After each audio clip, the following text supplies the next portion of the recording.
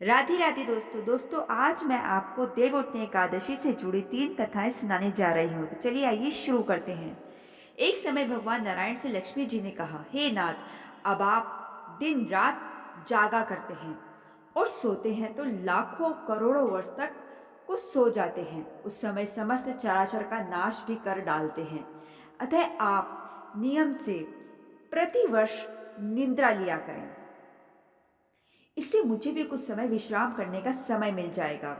लक्ष्मी जी की बात सुनकर नारायण मुस्कुराए और बोले, देवी, तुमने ठीक कहा है। मेरे जागने से सब देवों को और खासकर तुमको कष्ट होता है। तुम्हें मेरी सेवा से जरा भी अवकाश नहीं मिलता। इसलिए तुम्हारे कथानुसार आज से मैं प्रतिवर्ष 4 मास वर्षा ऋतु में शयन किया करूंगा। उस समय तुमको और देवगणों को अवकाश होगा। मेरी यह निद्रा अल्प निद्रा और प्रलयकालीन महानिद्रा कहलाएगी। यह मेरी अल्प निद्रा मेरे भक्तों को परम मंगलकारी, उत्सवप्रद तथा पुण्यवर्धक होगी। इस काल में मेरे जो भी भक्त मेरे शयन की भावना कर मेरी सेवा करेंगे और शयन और उत्पादन के उत्सव आनंद पूर्वक आयोजित करेंगे, उनके घर में तुम्हारे सहित निवास करूंगा। देव प्रबोधिनी एकादशी की दूसरी कथा। एक राजा के राज्य में सभी लोग एकादशी का व्रत रखते थे। वहां की प्रजा, नौकर चाकरों से लेकर पशुओं तक को एकादशी के दिन अन्न नहीं दिया जाता था। एक दिन किसी दूसरे राज्य का एक व्यक्ति राजा के पास आकर बोला, महाराज, कृपा करके मुझे नौकरी पर रख लें। तब राजा ने उसके सामने एक शर्त रखी कि ठीक है, रख लेते हैं, लेकिन रोज जो तुम्हें खाने को सब कुछ मिलेगा, पर एकादशी को अन्न नहीं मिलेगा। उस व्यक्ति ने उस समय हाँ कर ली, पर एकादशी के दिन जब उसे फलाहार का सामान दिया गया तो वह राजा के सामने जाकर गिड़गिड़ाने लगा, महाराज, इससे मेरा पेट नहीं भरेगा, मैं भूखा ही मर जाऊंगा, मुझे खाने के लिए अन्न दे दो। राजा ने उसे शर्त की बात याद दिलाई, फिर भी वह अपनी बात पर अड़ा रहा और अन्न छोड़ने को राजी नहीं हुआ। तब राजा ने उसे आटा, दाल, चावल आदि दिए। वह नित्य की तरह नदी पर पहुंचा और स्नान कर भोजन पकाने लगा।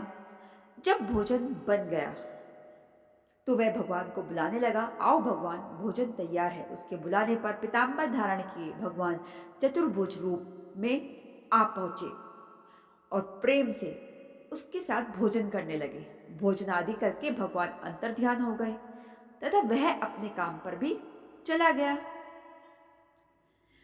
15 दिन बाद अगली एकादशी को वह राजा से कहने लगा कि महाराज, मुझे दुगना सामान दीजिए। उस दिन तो मैं भूखा ही रह गया। राजा के कारण पूछा तो उसने बताया कि हमारे साथ भगवान भी खाते हैं, इसीलिए हम दोनों के लिए ये सामान पूरा नहीं होता। यह सुनकर राजा को बड़ा आश्चर्य हुआ। वह बोला, मैं नहीं मान सकता कि भगवान तुम्हारे साथ खाते हैं। मैं तो इतना व्रत रखता हूँ, पूजा करता हूँ, पर भगवान ने मुझे कभी दर्शन नहीं दिए। राजा की बात सुनकर वह बोला, महाराज, यदि विश्वास ना हो तो साथ चलकर देख लो। राजा एक पेड़ के पीछे छिपकर बैठ गया। उस व्यक्ति ने हर रोज की तरह भोजन बनाया और भगवान को शाम तक पुकारता रहा, फिर भी भगवान ना आए। अंत में उसने कहा, हे भगवान, यदि आप नहीं आए तो मैं नदी में कूदकर प्राण त्याग दूंगा। फिर भी भगवान नहीं आए। तब वह प्राण त्यागने के उद्देश्य से नदी की तरफ बढ़ा। प्राण त्यागने का उसका दृढ़ इरादा जान शीघ्र ही भगवान ने प्रकट होकर उसे रोक लिया और उसे साथ बैठाकर भोजन करने लगे। खा पीकर वह उसे अपने विमान में बिठाकर अपने धाम ले गए। यह देख राजा ने सोचा कि व्रत उपवास से तब तक कोई फायदा नहीं होता जब तक मन शुद्ध न हो। इससे राजा को ज्ञान मिला। वह भी मन से व्रत उपवास करने लगा और फिर अंत में स्वर्ग को प्राप्त हुआ। देव प्रबोधन एकादशी की तीसरी कथा। एक नगर में एक राजा था। उसके राज्य में सभी लोग बहुत सुखी थे। उस नगर में एकादशी को कोई भी अन्न नहीं बेचता और ना कोई अन्न पकाता था। सभी फलाहार करते थे। एक बार भगवान ने राजा की परीक्षा लेनी चाहिए। भगवान ने एक सुंदरी का रूप धारण किया तथा सड़क पर बैठ गए। तभी राजा उधर से निकला और सुंदरी को देखकर चकित रह गया। उसने पूछा, हे सुंदरी, तुम कौन हो और इस तरह यहाँ पर क्यों बैठी हो? तब सुंदरी स्त्री बने भगवान बोले, मैं निराश्रिता हूँ, नगर में मेरा कोई जान पहचान नहीं है, किससे सहायता मांगो? राजा उसके रूप पर मोहित हो गया था। वह बोला, तुम मेरे महल में चलकर मेरी रानी बनकर रहो। सुंदरी बोली, मैं तुम्हारी बात मानूंगी, पर तुम्हें राज्य का अधिकार मुझे सौंपना होगा। राज्य पर मेरा पूर्ण अधिकार होगा। मैं जो भी बनाऊंगी तुम्हें खाना होगा। राजा उसके रूप पर मोहित था, अतः उसकी सभी शर्तें स्वीकार कर ली। अगले दिन एकादशी थी। रानी ने हुक्म दिया कि बाजारों में अन्य दिनों की तरह अन्न बेचा जाए। उसने घर में मांस, मछली आदि पकवाए और परोस कर राजा से खाने के लिए कहा। यह देखकर राजा बोला, रानी, आज एकादशी है, मैं तो केवल फलाहार ही करूंगा। तब रानी ने शर्त की याद दिलाई और बोली, या तो खाना खाओ, नहीं तो मैं बड़े राजकुमार का सर काट दूंगी।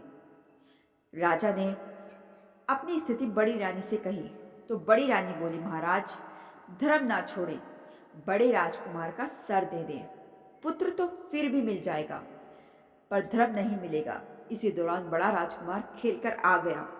माँ की आंखों में आंसू देखकर वह रोने के कारण पूछने लगा, तो माँ ने उसे सारी बात बता दी। तब वह बोला, मैं अपना सर देने के लिए तैयार हूँ। पिताजी के धर्म की रक्षा होगी, जरूर होगी। राजा दुखी मन से राजकुमार का सर देने को तैयार हुआ तो रानी के रूप से भगवान विष्णु ने प्रकट होकर असली बात बताई। राजा, तुम इस कठिन परीक्षा में पास हुए। भगवान ने प्रसन्न मन से राजा से वर मांगने को कहा तो राजा बोले, आपका दिया सब कुछ है, हमारा उद्धार करें। उसी समय वहां एक विमान उतरा। राजा ने अपना राज्य पुत्र को सौंप दिया और विमान में बैठकर परम धाम को चला गया। तो दोस्तों, ये थी देवउठनी एकादशी से जुड़ी ये 3 कथाएं। आपको कैसी लगी मुझे जरूर बताइएगा और इन कथाओं को ज़्यादा से ज़्यादा लोगों में शेयर बिल्कुल मत भूलिएगा और मेरे इस चैनल को सब्सक्राइब करना भी बिल्कुल मत भूलिएगा। राधे राधे। ओम श्री हरि।